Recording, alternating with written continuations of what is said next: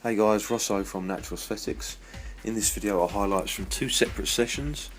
On Saturday I trained back, which I didn't record, and then triceps.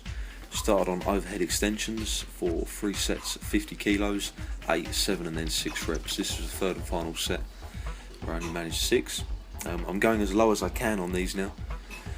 Because of the thickness of the dumbbell, I can't really go any lower because it's scraping the skin literally off my sort of upper trap area. I then moved on to kickbacks, elbows up as high as I can. Now it's with a fairly heavy weight, 24 kilos, and the form is slightly looser than what you're used to seeing with an exercise like a kickback. But it doesn't mean it's not effective.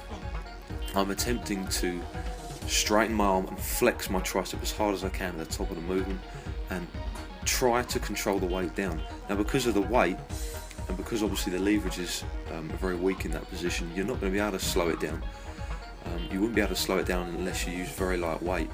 But the point is to try and flex and try and control those heavy weights.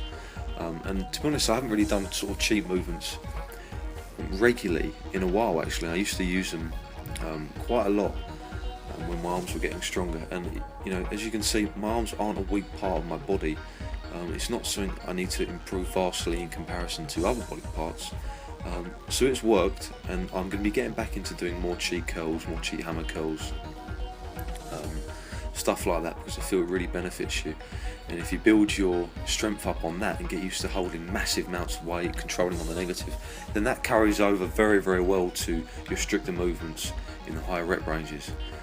I also trained calves in between these two sessions, and then today, which was leg day, I chose to do deadlifts instead of squats. I'd usually train deadlifts on back day, however I couldn't squat because my left knee is still ever so slightly niggly.